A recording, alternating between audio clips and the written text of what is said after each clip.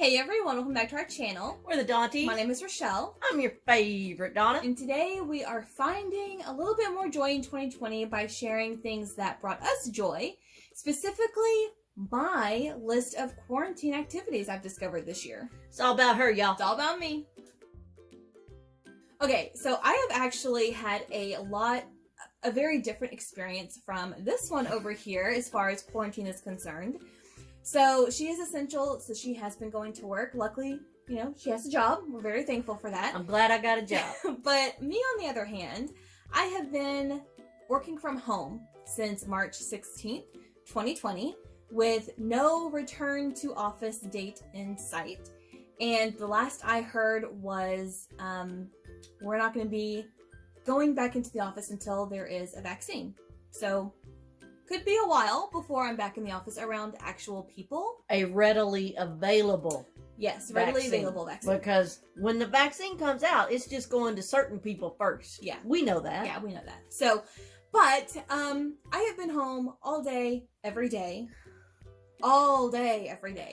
since March 16th. And I have discovered some things that have brought me joy during this whole weird time in our lives. So I'm just going to start from the top. These are in no order, but one is board games. That is something that has brought us both joy. Yeah. We have been playing a lot of board games, which is something we used to do back in the day on a regular basis. And when we were poor. And we chose not to go anywhere because we couldn't afford to go anywhere. Right. So, we were scared to go shopping then because we didn't have any money to buy anything with. So. Yeah, and we're talking like 15 years ago. That's how long ago it's been. But we've recently brought them back into our lives this year, and we do have board games here. We have a collection upstairs in our game room, and we just never play them. So we did pick up playing board games again, and it has been fun. It's been a blast. Brought back memories, and it's been a great time. So that's definitely an activity that I think we picked back up because of quarantine. I don't think we would have. I mean, we'd be going to the Disney store and buying more crap. Yes, we would. Because, we need more crap. The next thing that I put on my list was binge watching shows, which I think everybody can relate to. Just binge watching shows, and not necessarily new shows. We've been rewatching a lot of our old favorites. For example, Gilmore Girls. We watched all of those, including a Year in the Life series that came out in 2016. We watched all 16 seasons. Was it 17? This year 17? I lost count. We watched every single season of Grey's Anatomy in about a month and a half. That was a challenge, but we did it. And you forget how good the show is. I mean, we've seen the first maybe 10 seasons repeatedly. Hundreds of times. Not literally, but multiple times. We know the storylines from really the first 10 seasons. Yeah, because we would buy the DVDs every year right before the next season would go out. And we'd rewatch it. All of them up until the new season. So yeah. The first 10, that was kind of our routine. And ever since 10, when Christina Yang left, we've really just watched the season before the new season started. So we would never start from season 1 and rewatch the entire series. It was just the season before. I think it's too sad for her to see Yang leave again. Yeah, that is by far my most saddest moment. Most saddest departure, I guess. McDreamy dying wasn't bad. Yang. Yeah. And she didn't even die, so there's hope that she'll come back one day. One day, you never know. That door's always open. The next thing is something that I don't think I've ever really done before. I'm trying to think. I'm not sure. I want to say when I was a kid, but it is puzzles. So at the beginning of quarantine, puzzles were all the rage, especially with families with kids. And so I bought these for your favorite Donna. That's me. And so this one, I don't like.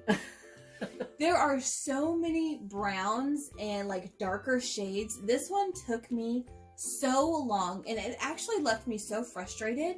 I would go a day of working on it, throughout the day, between work and breaks, waiting for you to come home right before bed, and I would not find one piece that fit anywhere.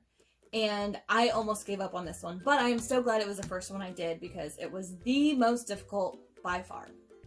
The second one I did is the tightrope girl, ballerina, whatever you want to call her. This one I put together in about a day and a half. Yeah, it was like 2 days and it was done. Yeah, this one was very easy. Of course, the colors were a lot easier. Of course, the blue was the most difficult, but that was saved for last. So, but yeah, these are the only 2 of the 4 that I have done, and we are going to get these framed and hung up in our house somewhere.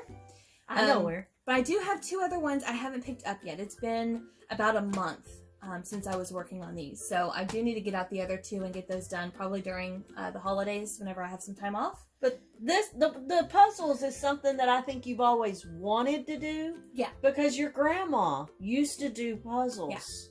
Yeah. And I mean, she would do these massive scenes. puzzles, and her grandfather, after the puzzles were made, would make homemade frames for them. And they were amazing. We actually have a couple of pieces from them that are just... They're amazing. Gorgeous. So yeah, puzzles. Another thing, obviously, is online shopping. I have been online shopping, I think more so than usual this year, just because of the times we live in.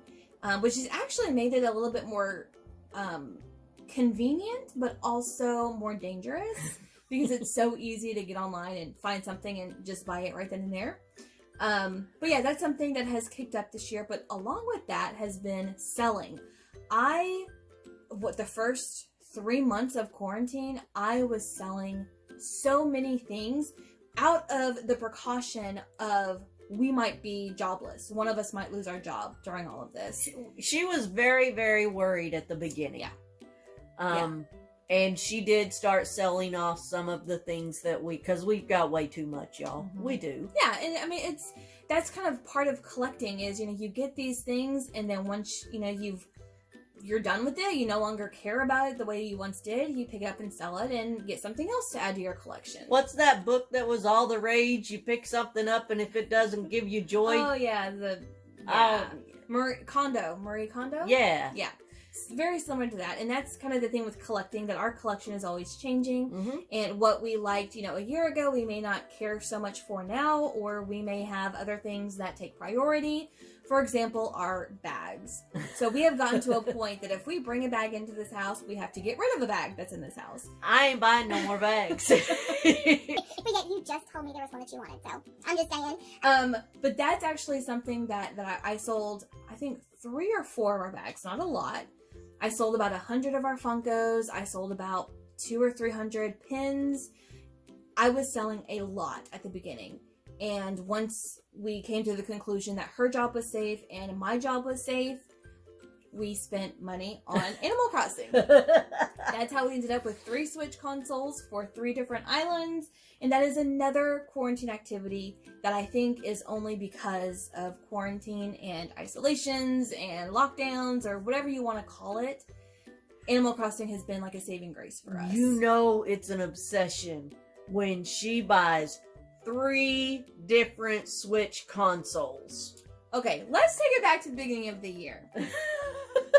Whenever we first discovered and started to follow and learn about Animal Crossing through YouTube, and Jessie Cherry, what did you say? You said she does not want to share an island. Now, if you don't know, you can only have 1 island per Switch. So if she has a Switch and she plays the game, the island is created.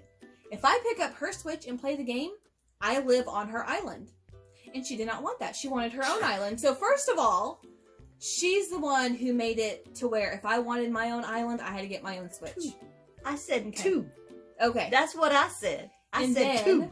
A couple of months later, we were really wanting a 3rd island. To be in the southern hemisphere so we could experience things differently. Just for fun. I mean, our islands are in the northern hemisphere, but our joint island is in the southern hemisphere. And to be quite honest, like a lot of people that I've seen on YouTube have multiple islands. So it's not uncommon to have a 2nd Switch in the home, or, a 3rd possibly. But that's something that has brought us joy. And especially this summer, we are very big into going swimming and hanging out outdoors at the pool. We have amazing pool parties in our community for the summer holidays. And none of that happened this year. I have a kayak that we used to love to take out to the lake. Just hang out. Giant inflatable island that we would take to the lake. Like, you guys have no idea how pale we are. This is not normal. Like, No. our summer tans should just now be starting to fade, but we're pale in comparison to how we usually are this time of year. So that is something that with Animal Crossing, they actually brought swimming into the game, and that's how we went we swimming. went swimming this summer. Was we would go and swim in the ocean around our islands and go to each other's islands and go to friends and family's islands and just swim. And it was such, it still is such an escape. And with 2020, that's something that we definitely all need, is an escape. And that was just a fun, relaxing, there's no quote unquote goal of the game. You can play it how you want it. And we both still play the game every single day. And it's not one of them shoot 'em ups. Yeah. So, you know, some of those RPGs, I get dizzy watching them. Yeah. So, Can't play those. yeah. Not like them kids these days. But another thing about Animal Crossing that we have really, really enjoyed over the last few months is our granddaughter got into Animal Crossing. Yep. And other family that lives out of state. Yeah. And we were able to Meet up. play with each other. And chat in game. And- And just have fun. And Yeah. feel like, you know, we can at least somewhat still have that close relationship with them. Yeah. So, I mean, since we There's can't... so much. Since we can't go up to see our granddaughter and our new grandbaby who just got here, Yeah. it's been rough because normally at least I would go and see them at least once a year. She's always, since my granddaughter was born, she made me a promise that I would at least go up there once a year. Yeah. And this is the first year it hasn't happened. Yeah. And you were supposed to be up there for the birth of grandbaby number 2. I was. Well, right after. Well, yeah. I was going to let them get home first. Yeah. But that didn't happen, and it's obviously not going to happen, and we don't know when the next time we're going to be able to see them, just because of the world the way it is, and we don't want to take that risk of potentially bringing the virus into their home with a brand new baby. Not going to do it. So, but yeah, Animal Crossing is definitely a way to keep us connected to specific family members that we don't normally talk to on a daily basis, or have any other ways to communicate with them. I mean, because she's 9, she's a kid, so that's really the only way we can communicate directly with her. So that's been a lot of fun. And then the last thing that I've just kind of started getting into again is making blankets. So mainly for the new grandbaby. It started with her. I made one for a box swap, and I made one for a Christmas present. But that's something that I have always enjoyed, and it's not like it's the no-sew blankets. We have a ton of them. I think every member of my family has one now from us. Members in my family, we draw names at Christmas. Yeah. They would fight over who she drew their name because they knew they'd get a blanket. They all want blankets. And I'm like, not until I draw your name when you get one. So, but that's something that I used to do a lot of, and that slowly started coming back this year with some new family members, and replacing some old ones and things like that. Yeah. So it's been a lot of fun. So leave a comment down below. Let me know if any of the quarantine activities I listed brought you joy this year, or what did bring you joy this year. What activities did you discover or rediscover just because of the world is the way it is and has been this year? Dumpster fire. All right, so now it is time for our daily Advent mystery pull. All right, and since the video was about me, you get to pull, and this is not your traditional Advent calendar. We just have a bag full of all kinds of mystery items. Basically stuff that she adds on to get that just over the hump for box lunch money. And hot cash. Yeah, basically. There are some other things in here too, but mainly. All right. What have you got today? I'll let you open it. This is for you. Go ahead. Oh, you know what? No, let's just do a redraw. It's Hocus Pocus, you guys. Obviously, that's me. Obviously. Right, pick something else. All right, okay. Harry Potter. All right, so this is Series 5 Harry Potter. So this is Series 5 Harry Potter bag clip. So ooh, I want. Luna Lovegood. There's some really good options in this series. Here's what I can pull. Luna Lovegood A lot is so of good funny. options. All right, let's see what you got. All right. Whatever I pull will probably go on one of the Harry Potter bags. Yes. Oh, it's the Sorting Hat. Ooh, and he looks angry.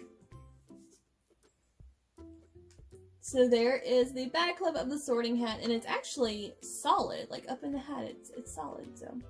All right. So that is our advent calendar for today. So like I said, leave a comment down below. Let us know what activities you discovered or rediscovered this year. Oh my gosh. And let us know what has brought you joy while we've been in quarantine, lockdown, isolation, things like that. Gryffindor. You wish. She is such a Hufflepuff. All right, thank you guys so much for watching, and we will see you tomorrow. See ya. Bye.